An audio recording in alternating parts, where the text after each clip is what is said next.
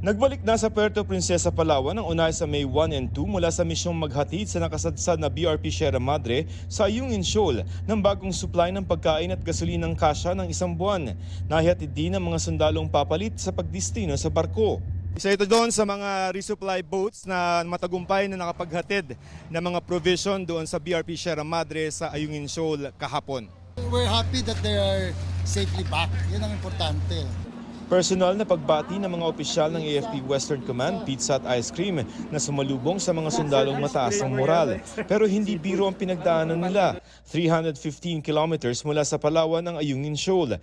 Habang nasa bandang Sabina Shoal ang resupply mission na 248 kilometers mula sa Palawan, tila nakapagpatentero pa rin sila sa China Coast Guard.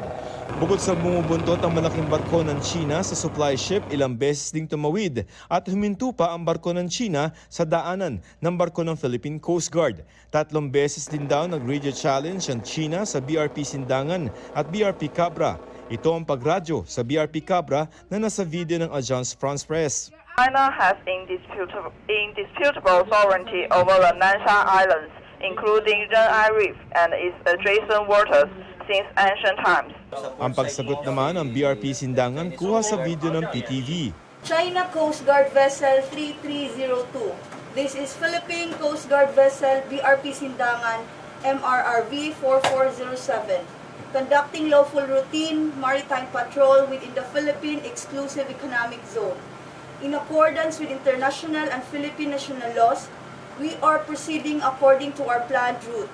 Inaalmahan daw ng China ang pagdadala ng construction materials sa BRP Sierra Madre.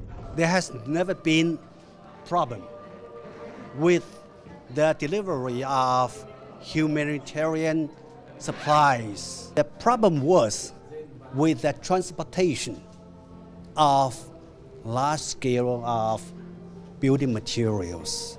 Dinigyan sa radio challenge ng China na pinalagan ng PCG.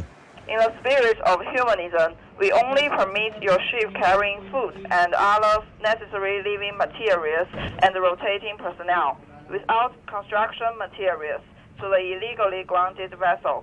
You are within Philippine Exclusive Economic Zone.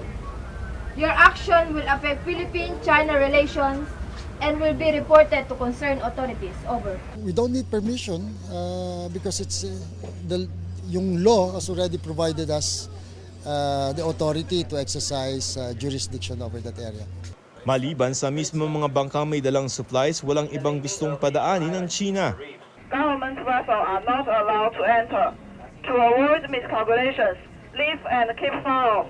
Otherwise, you bear full responsibility for all the consequences. Para wag magkabanggaan, nagradyo ang PCG.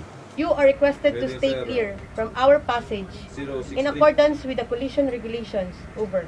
Sa naudlot na resupply mission noong August 5, binugahan sila ng tubig ng China Coast Guard. Walang naganap na pag-water cannon ngayon pero sa videong ipinakita ni AFP Chief of Staff General Romeo Brawner Jr., kitang pinagana ang mga water cannon sa isang barko nila. They were flexing their muscles, no?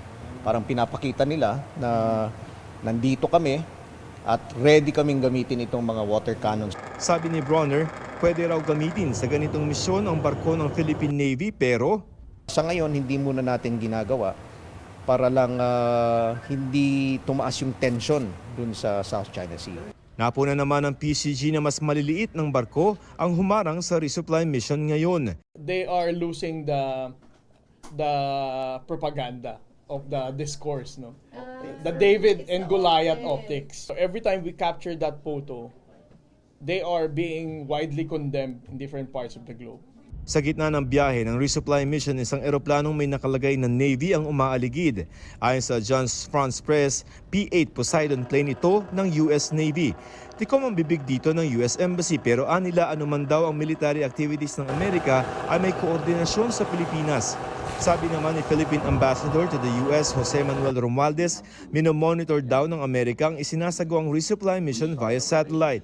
Para sa DFA, may iwasan ang mga pangaharang ng China sa resupply mission ng Pilipinas kapag nabalangkas na ang Code of Conduct sa South China Sea na mahigit 2 dekada ng pinag-uusapan.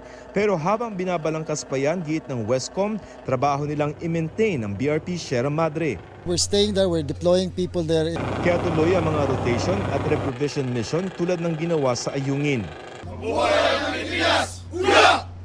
Para sa GMA Integrated News, Joseph Morong ang inyong saksi.